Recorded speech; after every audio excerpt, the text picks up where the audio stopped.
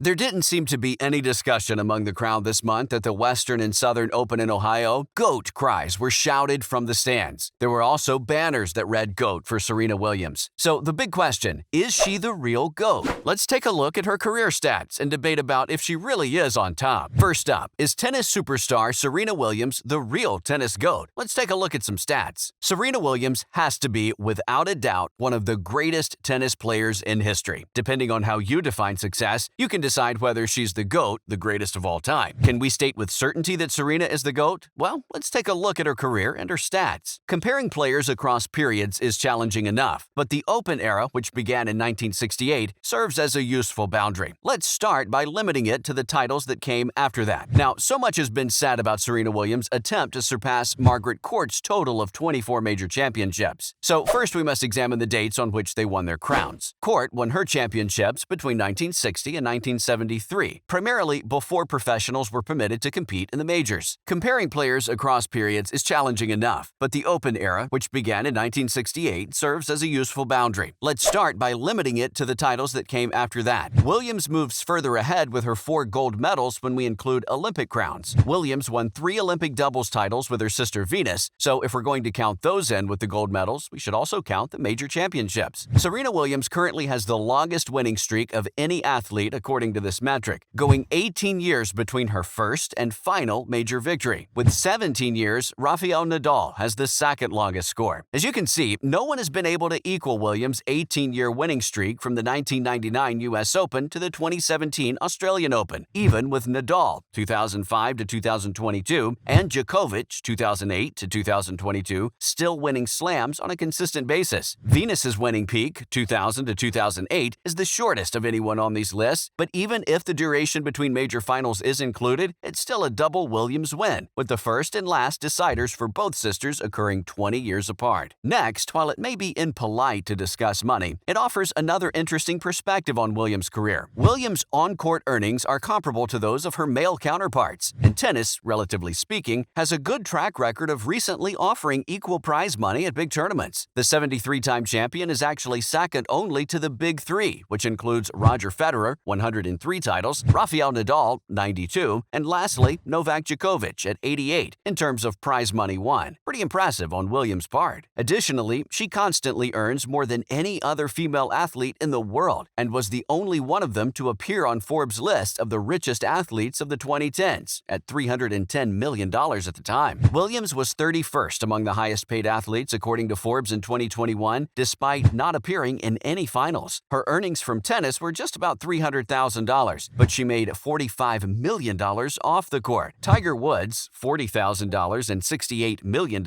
and Roger Federer, $700,000 and $90 million, two other GOAT hopefuls in the latter stages of their careers, have comparable splits. The truth is that Williams' magnificence cannot be fully captured by just statistics. Her legacy is connected to the whole picture, including race, gender, and overall influence in and outside of the sport. Although it's debatable if she truly is the GOAT, it seems like the majority thinks that she is, and we can't argue with that. Speaking of tennis, Nick Kyrgios has officially been taken out of the running for the US Open champion. After being defeated by Karen Khachanov in a thrilling US Open quarterfinal on Wednesday, Nick Kyrgios' bid for a first Grand Slam victory came to an end. The Russian won in 5 sets, 7-5, 4-6, 7-5, 6-7, after playing outstandingly in the vital stages. After dropping the first set, Kyrgios was struggling and called for a doctor, appearing to be dealing with a minor leg injury. However, Kyrgios overcame his injury worries by persevering through pain and winning the second set to tie the match. Khachanov, however, immediately repaid the favor by winning the third set and advancing by 1 set to the semifinals. Then Kyrgios struck back, raising his game late in the fourth set to win the tiebreak and force a final set. But even though Kyrgios had the benefit of serving first in the fifth set, he was broken right away and never recovered. It was a classic Kyrgios performance in which he frequently let go at his coach's box and relied heavily on his powerful serve. But to be fair, he only had himself to blame for missing out on crucial chances to gain the upper hand by making a lot of mistakes. In the second set, Kyrgios gave Khachanov a break by making 2 dubious serve and volley efforts, and then, with a double fault, he promptly gave his opponent a break back. As one of the favorites to win the US Open after eliminating world number 1 Daniil Medvedev in the 4th round while Rafael Nadal, Dominic Thiem, and Stefanos Tsitsipas lost earlier in the competition, Kyrgios' performance performance is extremely disappointing. After the match, the Australian was enraged and threw a major tantrum, destroying 2 rackets on the court out of despair. Next up, a much-needed update about Roger Federer and when he'll be back on the court. In what was intended to be his comeback to tennis after more than a year away, Roger Federer is allegedly in serious question for the Laver Cup later this month. The 41-year-old winner hasn't competed since 2021 when he suffered a 4th-round defeat at Wimbledon after a 3rd knee operation. The 20-time Grand Slam champion has been gradually regaining his fitness and is anticipated to compete for Team Europe at the Laver Cup on September 23rd, alongside Rafa Nadal, Novak Djokovic, and Andy Murray. Federer, though, is very unlikely to play, owing to fluid on his knee and discomfort, according to reports from Switzerland. According to the competition's rules, if he decides to compete, he must play at least 1 singles match and 1 doubles match. Federer's absence from the tournament would be a significant setback for the organizers, as fans would be eager to watch the Swiss icon compete against his fierce rivals Nadal, Djokovic, and Murray. The Big Four will play together on the same team for the first time at the Laver Cup, but there are also concerns over Rafael Nadal's participation. The Spaniard stated he wasn't sure when he would return to the court after his defeat in the 4th round of the U.S. Open. Nadal claimed he had to prioritize his personal life because of his wife Ziska, who was recently hospitalized in Spain and was about to give birth to their first child any day. "I have to attend to more important matters than tennis right now. Therefore, I have to go home," he remarked. The news that Federer would be forced to skip the Laver Cup devastated tennis fans. And finally, Novak Djokovic has released a sad announcement. Here's what you need to know. With personal reasons, Novak Djokovic has withdrawn from Serbia's next Davis Cup group stage matches. The 21-time Grand Slam champion, who was ineligible to compete at the U.S. Open due to his lack of immunizations, was scheduled to go to Spain for his nation's Davis Cup group stage matches. In the team's competition, Serbia is scheduled to compete against Spain, Korea, and Canada, but it has been made clear that Djokovic won't be there. Djokovic notified the Serbian team of his decision, according to captain Viktor Troicki. Therefore, the 35-year-old will not be leading the group as they seek to repeat their amazing victory in the competition in 2010. Due to personal obligations, Djokovic won't be playing, Troicki added. Shortly after this announcement, fans soon observed the 21-time major winner wearing a bandage on his left wrist. Tennis fans were upset by the news on social media, and many of them hoped he wasn't hurt in any way. Furthermore, after winning his 21st Grand Slam title at Wimbledon, Djokovic acknowledged that 2022 had been a challenging year, but he believed that he still had plenty of time remaining in his career to set and break more records. "Well, this year hasn't exactly been like last year. I mean, it began the way it did, and in the first few months of the year, it clearly had an impact on me. In general, I wasn't feeling well. I wasn't in a good place psychologically or emotionally," he added. He was denied entry to the U.S. Open, missed ATP 1000 tournaments in Montreal and Cincinnati leading up to the year's last Grand Slam, and has just dropped from number 1 to number 6 in the world rankings. The Laver Cup, which takes place in September, will be Djokovic's next competition. He'll compete for Team Europe alongside Roger Federer, Rafael Nadal, and Andy Murray. But what do you think? Will Djokovic ever be able to return to the level of tennis he was playing before the pandemic and rules were set? Will he want to return? Only time will tell. And there you have it. Everything you need to know about Serena Williams' career based on her stats, whether she is the real GOAT. Now, make sure to let us know your thoughts down below, and as always, thanks for watching.